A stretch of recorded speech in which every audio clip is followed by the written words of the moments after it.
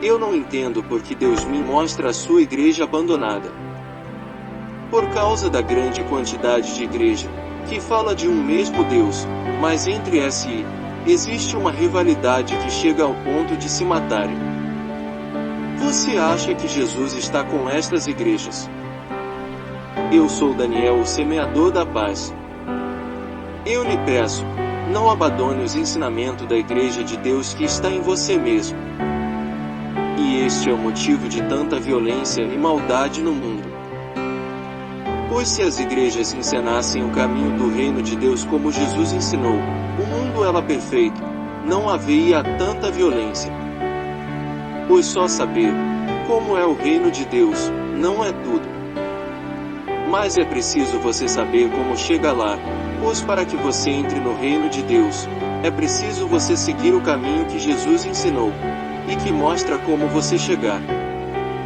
Conforme o que Jesus disse, nenhuma pessoa que tem um pensamento de vingança, e que não tem misericórdia, e que não sabe perdoar os seus inimigos, e que tem prazer de se mostrar poderoso para as pessoas humildes, e nem se colocar no lugar de quem está sofrendo. Quem não tiver este sentimento de amor que Jesus ensinou, não vai ver o que os evangelistas disseram, e jamais estará na presença de Deus. Veja o caminho que Jesus disse para se seguir. Nem todo o que me diz, Senhor, Senhor, entrará no reino dos céus, mas aquele que faz a vontade de meu Pai, que está nos céus. Muitos me dirão naquele dia, Senhor, Senhor, não profetizamos nós em teu nome? E em teu nome não expulsamos demônios? E em teu nome não fizemos muitas maravilhas? E então lhes direi abertamente, nunca vos conheci, apartai-vos de mim, vós que praticais a iniquidade. Mateus capítulo 7, versículo 15 a 23. Mas Jesus falou como é o reino de Deus, e ensinou como chegar. Pois quando Jesus lavou os pés dos apóstolos, ele estava ensinando este caminho, que é um gesto de humildade, não é só lavar os pés, mas é para tudo que mostre a sua humildade, perante as outras pessoas. Isto era para todo o povo de Deus fazerem, principalmente os evangelistas, e ser naturalmente. Mas não é, veja o que Jesus diz. Levantou-se da ceia, tirou as vestes, e tomando uma toalha, cingiu-se. Depois deitou água numa bacia, e começou a lavar os pés aos discípulos, e a enxugar-os com a toalha com que estava cingido. Aproximou-se, pois, de Simão Pedro, que lhe disse, Senhor, tu lavas meus pés a mim? Respondeu Jesus, e disse-lhe, o que eu faço não o sabes tu agora, mas tu o saberás depois. Disse-lhe Pedro, nunca me lavarás os pés. Respondeu-lhe Jesus, se eu te não lavar, não tens parte comigo. Disse-lhe Simão Pedro, Senhor, não só os meus pés, mas também as mãos e a cabeça. Disse-lhe Jesus, aquele que está lavado não necessita de lavar senão os pés, pois no mais todo está limpo. Ora vós estáis limpos, mas não todos. Jesus se referia a Judas. João capítulo 13, versículo 4 a 10.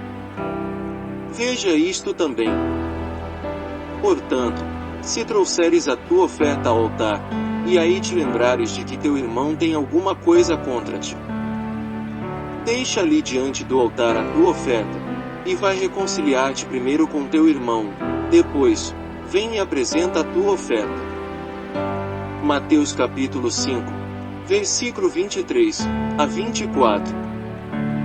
Os seres humanos era para ser a criação mais perfeita de Deus. Mas por causa do conhecimento do bem e do mal, que a serpente mostrou, e o espírito do mal, oferece os desejos carnais instantâneo no pensamento, e tem a possibilidade de ser realizado imediato, e homem resolveram ficar com a maldade, e desprezando o bem, fazendo com que são poucos os que escolhem o lado do bem como está escrito. Porque muitos são chamados, mas poucos escolhidos. Mateus capítulo 22, versículo 14. Existe no mundo um homem perfeito conforme a vontade de Deus. Eu estou perguntando isto, é porque quando Deus criou tudo que existe no mundo, Deus criou tudo perfeito, como ainda hoje é. E então por que a obra mais perfeita que Deus decepcionou Deus, depois que conheceu o bem e o mal, e com isto resolveu a desagradar a Deus, escolhendo o lado do mal, assim desprezando a vontade de Deus.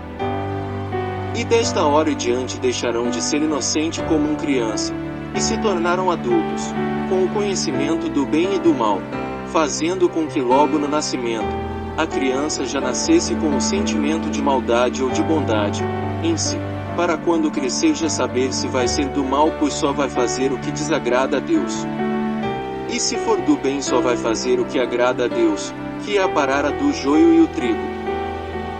Propôs-lhes outra parábola, dizendo: o reino dos céus é semelhante ao homem que semeia a boa semente no seu campo. Mas, dormindo os homens, veio o seu inimigo, e semeou o joio no meio do trigo, e retirou-se. E, quando a erva cresceu e frutificou, apareceu também o joio.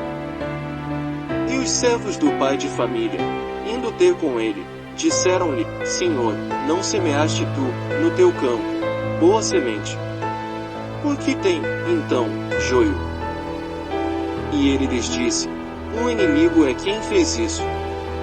E os servos lhe disseram: queres, pois, que vamos arrancá-lo? Ele, porém, lhes disse: não, para que, ao colher o joio, não arranqueis também o trigo com ele.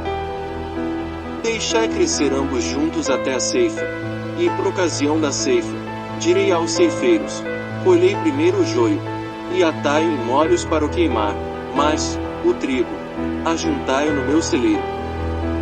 Mateus 13, 24, 30.